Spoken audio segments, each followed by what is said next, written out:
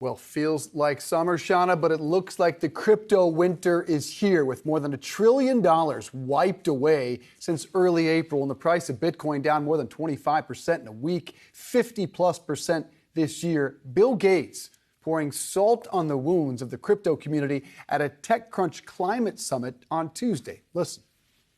I mean, obviously expensive, digital images of monkeys are going to improve the world immensely. We all agree on that. And, that's so incredible. Anyway, I'm used to asset classes where, like a farm, where they have output, or a company where they make products. Yeah. Have an asset class that's 100% based on sort of greater fool theory that somebody's going to pay more for it than I do. Josh Katz is the CEO of NFT marketplace Yellowheart. He joins us now. Josh, good to see you. I'm sure you're thrilled about the sentiment there from Mr. Gates. It is 100% based on greater fool theory. Your reaction? I agree. I think that this underlying technology is really what it's all about. Profile pictures were a great way to begin the world introduction to NFTs, but it's not what blockchain technology is really all about. The provable scarcity, provable ownership of the blockchain has enabled the profile picture, but it's really just the beginning of the use of blockchain technology and Web3.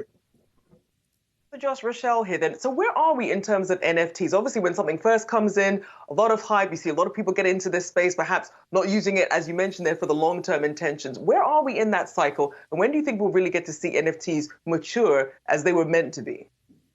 So we're just beginning. We had the birth of NFTs last year with the profile picture. Bill Gates is referring to the Bored Ape Yacht Club, which is the largest profile picture project by revenue. And that project has done extremely well in introducing the world to Web3. Now we're going to start seeing the adoption of this technology into all types of sectors. And I think that we're going to really see the evolution of this starting now, moving into the rest of this year and onward. So I think we do agree then that digital images of monkeys would not necessarily improve the world immensely. So what is the best practical usage application of NFTs? So it's really, what an NFT is really a programmable contract. So in any instance where there is a contract and you have a middleman population, whether it's a broker, an attorney, any type of situation, it could be a lease, it could be a deed, that is an industry that you will have the use of non-fungible tokens or programmable smart contracts. So then I want to ask you then, because Yellowheart recently announced its first ever NFT ticketing partnership with global hospitality brand Tao Group Hospitality. Talk about the thinking that went into that and what you hope to achieve there.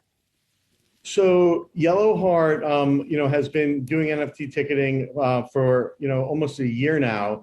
And this partnership is actually with Tao Group, who is by far the largest nightlife operator in the world, the most forward-thinking and innovative nightlife and hospitality group in the world. So we are thrilled to be partnering with them. And what we're going to be doing is really evolving ticketing. Ticketing to date has never evolved. It's been stagnant. It's been a proof of purchase, a barcode for entry, whereas now what we do is evolve ticketing, where we are embracing building communities around live experiences. So very excited about this partnership. And so what's next in this evolution, and how key is the future of sports tickets tied to NFTs? It is the future. So once again, a industry that has never evolved is going to start evolving. And if you think about the live experience, let's take a football game, for instance. You go to the football game, you tailgate, you're in the parking lot, eating, drinking, hanging out with people, having fun.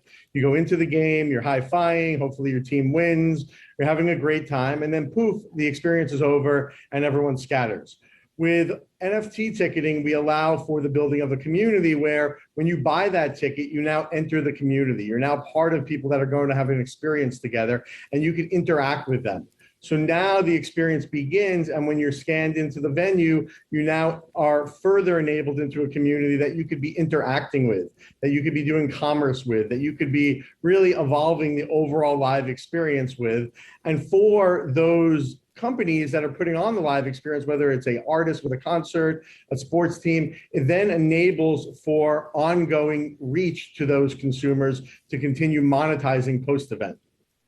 That's interesting because with NFTs at first, they really were focused on being collectibles, but this seems to be more of a membership way to get into this. How far do you think that's going to go in terms of growing the NFT space? I think utility-driven NFTs are what's coming now.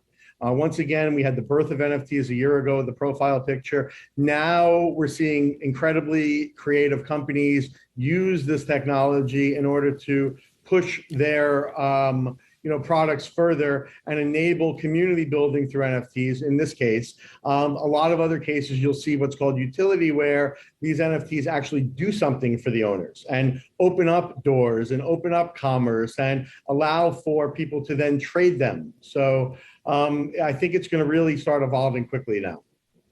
And I want to ask you about prices. Obviously, when we buy a lot of tickets to things, the fees and the things that get priced into that, can we expect to see any sort of relief if it's sort of an NFT ticket?